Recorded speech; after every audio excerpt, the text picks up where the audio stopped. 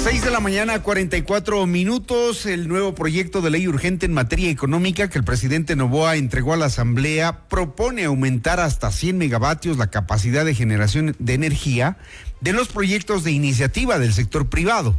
Además, se plantean incentivos a la inversión privada y acuerdos de compra de energía. El presidente ha hecho una crítica a la Asamblea diciéndoles que debieron haberlo hecho antes.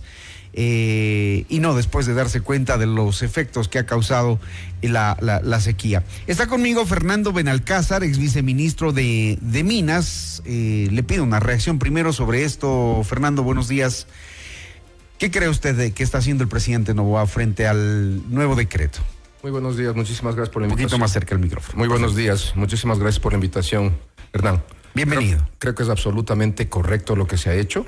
Usted recordará aquí en una entrevista con usted mismo a finales del año pasado, comentábamos que esa limitante que le pusieron primero, que no podía haberse inversión, y después le abrieron la ventana a 10 megavatios. Era un gran problema, porque a más de eso, de poner el limitante, cualquier proyecto que superaba los 10 megas está sujeto a procesos públicos de selección. ¿Qué significa eso? Que si yo, inversionista privado, identifico un proyecto, demos de ejemplo, de 50 megas. 50 megas son fácilmente 125 millones de dólares de inversión. He gastado en todos los estudios preliminares y las ingenierías básicas requeridas para obtener mi certificado, documento previo y básico, antes de obtener mi título habilitante. Me he gastado 1 millón, 2 millones de dólares. Tenía que yo entrar a un proceso público de selección, es decir, yo tenía que poner los estudios para que alguien más también participe y concurse por ese mismo proyecto. Con el riesgo que me digan no. Claro, y sabemos cómo funciona el sistema, entonces, eso fue muy criticado en su mismo programa, comentamos de eso. Claro, cuando usted dice sabemos cómo funciona el tema, es porque ahí hay muchas cosas que se juegan. Hay muchísimos intereses, ¿no? De todo tiempo, claro. Hay información que se fuga, información que se filtra, se generan TDRs ya acomodados. Todo puede pasar, todo puede pasar. Y los que hemos estado enfrentando obtención de títulos habilitantes sabemos el vía crucis que eso es. Entonces, el presidente ha hecho lo correcto, señores, ustedes en la Asamblea, porque fueron ellos los que cambiaron el proyecto de ley. Ahora tienen que enmendar. Ponen 100 megas, porque los proyectos en el Ecuador difícilmente a escala de inversión privada superan los megas. Al momento, los 100 megas. Al momento hay proyectos de 40, de 60, 70 megas que ya están encaminándose con todos los riesgos, pero son estos proyectos los que podrían dar esa tranquilidad para nosotros los ecuatorianos desde la inversión privada, porque el Estado definitivamente no tiene capacidad de inversión y en este tipo de concesiones va a permitir ver a mediano y largo plazo soluciones. Pero de nuevo caemos en la dependencia del recurso agua. Hídrico, claro.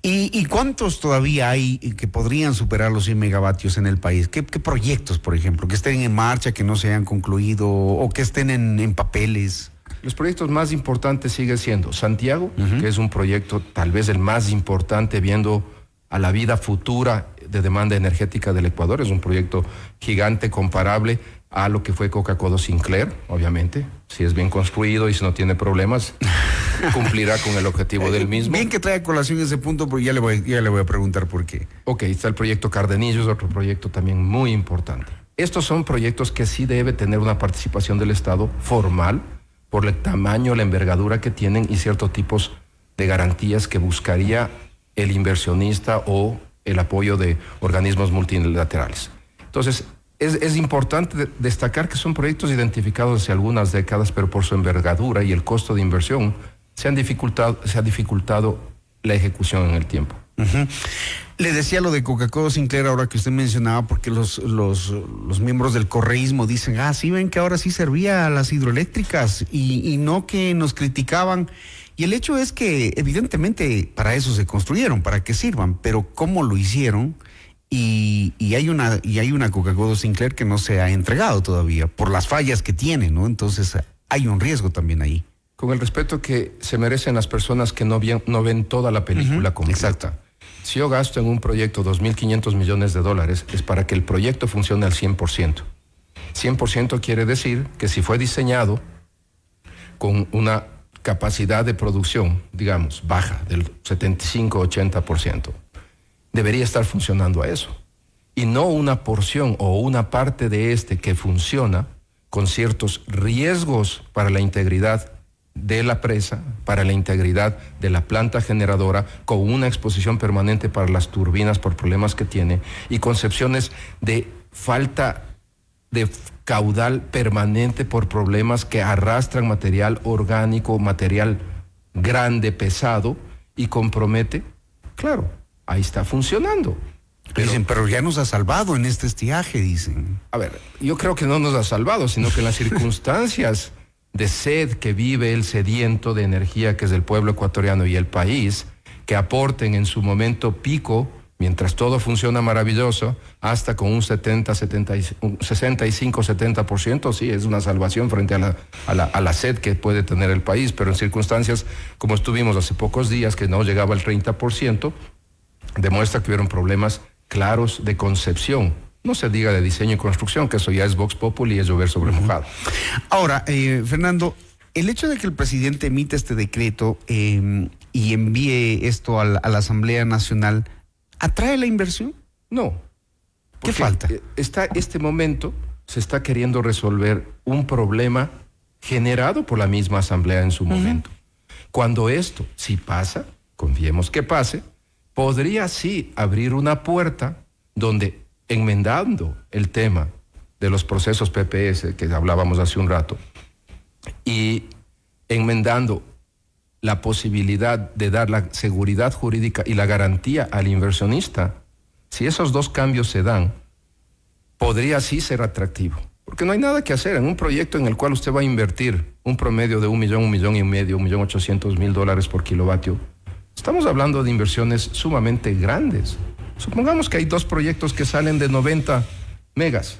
Estamos hablando que usted tiene que poner 220 millones de dólares. Si usted no le ofrece al inversionista las garantías para que ese dinero llegue a buen puerto, difícilmente va a crecer. Y eso es lo que no hay en el Ecuador. Es lo que no hay en el Ecuador. Lo acabamos de ver con la barcaza que acaba de llegar, que no tiene combustible, por ejemplo.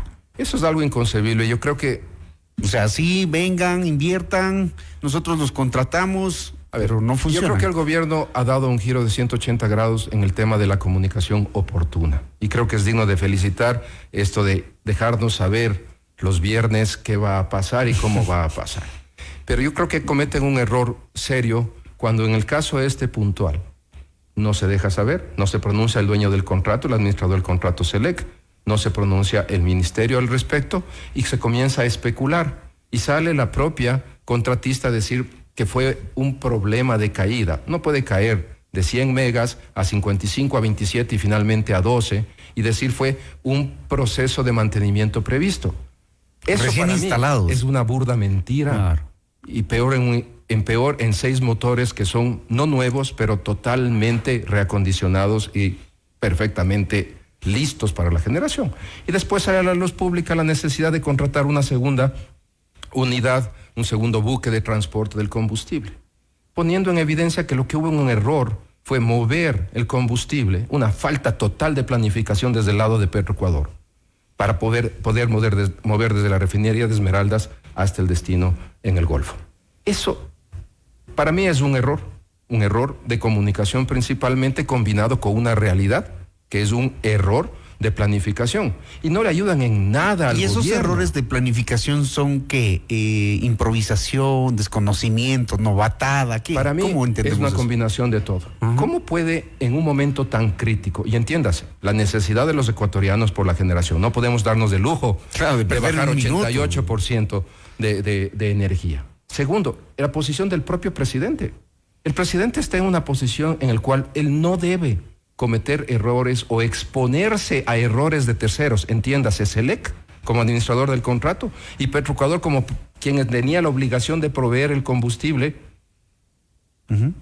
al contratista como establece el contrato. Y el presidente queda expuesto en su proceso de credibilidad y popularidad frente a su candidatura de reelección. Esto para mí es algo inconcebible porque al interior hay gente que le juega mal a su propio presidente y a su propio líder. Y están empeñados y empecinados en proyectos hidroeléctricos, cuando usted venía hablando ya hace mucho tiempo atrás de otras fuentes de energía que podrían abastecerle al Ecuador permanentemente. Correcto. ¿Y por qué yo promuevo eso? Porque definitivamente desde el punto de vista básico de conocimiento de fuentes alternas que en el país, y muchas de ellas son eternas, y del conocimiento del sector petrolero y la ingeniería básica, hay dos proyectos claves. El primero es abrir la puerta a una fuente de energía permanente que es la geotermia. En el Ecuador, en el Plan Estratégico de Electricidad, ya están identificados 4 proyectos de geotermia. El más cercano y el más fácil es Chachimbiro. Al lado de eso viene Chacana, viene Tufiño Chiles y viene Zona norte, ¿no? Chalpatán, sí. Zona norte del país. Correcto. Y estos proyectos cuentan, en el caso puntual de Chachimbiro, ya con una participación muy activa de la Agencia de Cooperación Japonesa, JICA. La JICA viene financiando el proyecto para confirmar su desarrollo. Ya en el 2017, con fondos JICA se hizo la perforación que definió y delimitó el potencial de 55 megavatios iniciales de un potencial total que tendría ese proyecto de 178. Pero son geotermia. Y entiéndase, es una fuente que depende del calor, de la actividad energía volcánica. que puede, exacto. Actividad volcánica. Esa es la primera línea. Y aquí no, tenemos volcanes por todo el quiera. territorio. Y este potencial está identificado hace algunas décadas. Y lo importante aquí no es solo que se hace el proyecto por primera vez. Este proyecto, si continúa al ritmo que va, se espera que para la próxima semana o en la primera quincena de octubre ya se firme la segunda fase de la cooperación, que implica 75 millones de dólares. Con eso se continúa la fase, se complementa toda la fase exploratoria y podría continuar y arrancar el proyecto, que podrá costar unos 180, 200 millones de dólares, porque es un poco más caro en esta fase la construcción de la planta de generación. Pero se abre la puerta a una fuente y este gobierno podría ser aquel que ponga las llaves y abra esa puerta. Es la primera fuente que yo sugiero. ¿Y lo ve interesado? Le ve interesado. El ministro ha hecho ya algunas declaraciones públicas. Aunque el viceministro se ha ido, ¿no? Ahí hay algunas cosas que no se ponen de acuerdo. Propia, cuando uno se da por razones personales en situaciones tan críticas, las razones personales es cuidar el nombre y la integridad de uno. Ya. Entonces, hay algo ahí que le llevó a esta resolución y estoy seguro que tiene que ver con el tema de la barcaza, porque fue en las mismas horas y en las mismas circunstancias. Y la otra fuente que hice públicamente, si cabe el término, corroboré una denuncia del representante legal, es el tema del uso del gas asociado de nuestros campos. Si nosotros desde comienzos de los 2000, desde en el sector privado petrolero, teníamos autorización como la ley de hidrocarburos nos permite, el artículo 35 es muy claro, para autogenerar las necesidades de energía que los campos tienen. Eso se ha mantenido. Vamos 20 años con esa práctica. Petroecuador lanza un concurso en el cual búscase que todo el gas asociado que están en sus campos principales pueda salir y sea utilizado para generar más allá de la necesidad de autoconsumo. Y eso es algo que está ahí. Todos los meses oímos la quema de los Petroamazonas lo hizo en algún momento, tuvo su generador con el gas que se desperdicia de los pozos petroleros, pero ahora ¿cuántos tenemos? ¿Cuántos pozos están echando gas al aire? Hablamos de 486 que dicen que sí mecheros. Que sí los están apagando, pero es falso. La realidad es que no ha progresado nada. Y hay este grupo de 9 niñas amazónicas que lograron demandarle al Estado.